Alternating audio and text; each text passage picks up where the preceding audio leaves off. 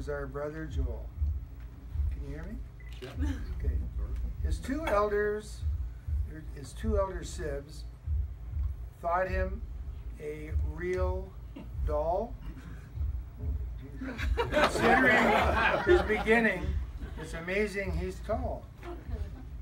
With a real sweet tooth, loved cookies and cola.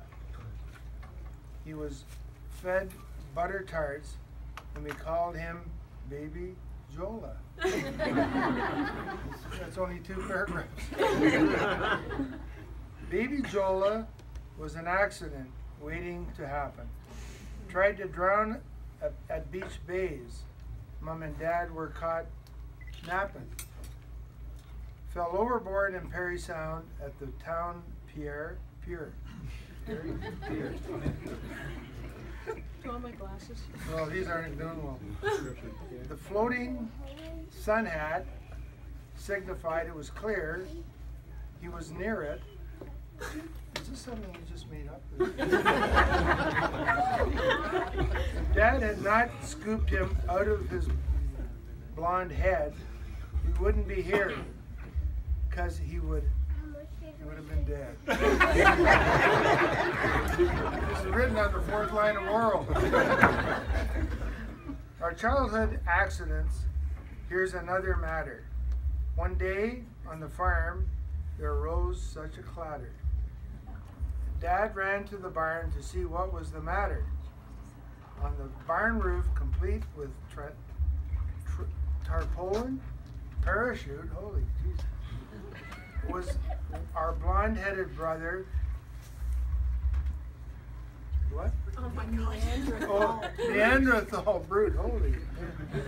Stop, stop, stop, cried our father. Don't jump, you'll be killed. No, I'll fly like a bird. Watch, I'm really quite skilled. Okay, one more. Plainly, Littlewood life was never a bore. Then our parents announced there would soon be one more. It's a girl! The 3 worst words uttered in 1954.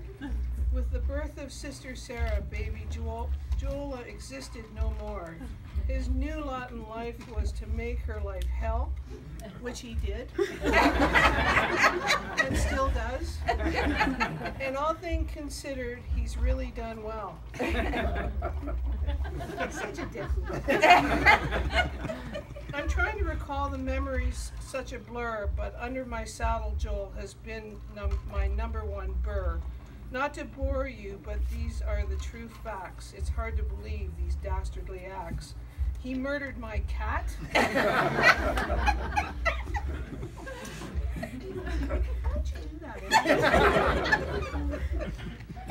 He murdered my cat, I'm not sure why. Pushed my head in a snowbag to see if I'd die.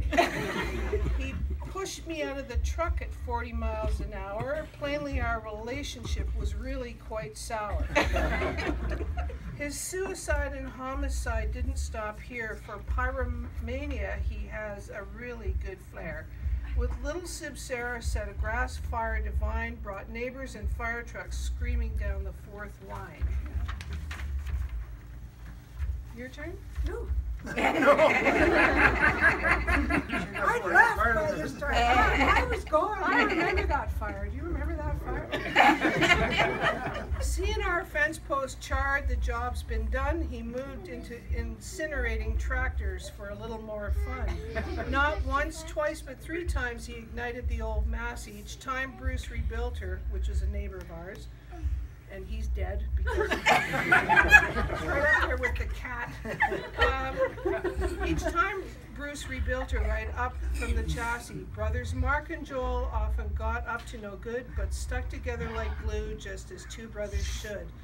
Spearing suckers by flashlight was part of spring rites until the game warden came and confiscated their bikes. Removing a road sign led to many ditched autos. $10 for a tow, sir, was their winter motto. And our mother took half. Okay, your turn. efforts helped Joel construct a new bike. Oh my God. Remember that? Powered by a lawnmower, it flew faster than light. Sent Sister Joanna on a nice solo trip. Go on, take it out, he says. Take it out. The throttle stuck open and she did a flip. Dr. Lorry extracted the gravel bit by bit. Her backside resembled raw beef on a spit. There are a few good points we hasten to add. This was an extraordinarily athletic type lad. Pole vaulted to great fame in Old Oro Town. Played football at Queen's, a tight defensive end of renown. And speaking of Queen's, academic degrees have just flowed. Ask him, he'll tell you. There ain't much he don't know. Dissecting brown bats. Can you go get that white thing? What? Oh, yeah. Dissecting brown bats. Where was I don't know. His skill so diverse, hard to imagine from a guy so perverse. Hey, everyone here knows the guy oh so well. We know that each of you has a story to tell. And in this bad verse, which you obviously can see, we have shared just a few. There's one more to show you. He's still quite askew. We three flew to Boston in August '95. Sibs, Sarah, and Joanna, keen to keep alive, reeked the rental contract so Joel couldn't drive. Do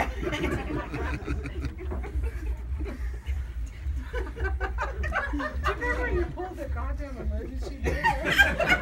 To show his displeasure and his loss of power, he pulled on the emergency brake at 50 miles an hour. True story. Of course. Groceries on the windshield, coffee in our lap. We settled for his whining and sniveling. Let him drive. God, what a sap. The fates have allowed him finally to reach 50. This is what we did for his 50th birthday, but the next installment's coming up. And we think he's matured into something quite nifty, and we do. Half a century is over, he's having a wonderful life, but we know who to thank. It's Mary Lynn. Yeah. And as... Do you want me to finish that? Yep. You want me to do that? Yeah, I can do it. It's bigger lighting. Well, here we are, folks. 2 decades have transpired. So our updated 70, is that it? Geez, you're a lot older than me. Well, this guy is thankfully still wired. After a new knee, there's no holding him back. Bike rides, exercise sessions, the front of the pack. Sudbury to Aurelia, he's not on the lam. Relaxing at day's end with a wee. No, you don't do that. Oh, yeah. Right? Here is our hope. Bask in the glow.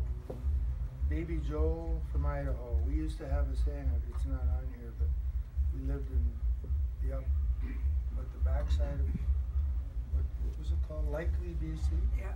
1948, 49. We drove from Toronto up through to, I'll talk for a little while.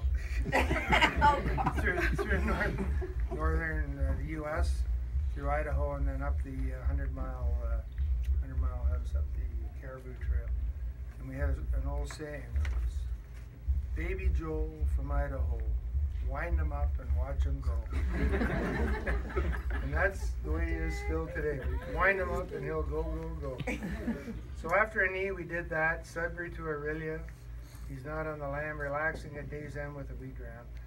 Here's our hope, Joel. Bask in the glow. Baby Joe from Idaho. I guess I've already been over that. Do I hear that story again? Many happy, healthy returns. Life blessed with joys. Day every day. Health and happiness in every way. Love for your citizens. Thank you.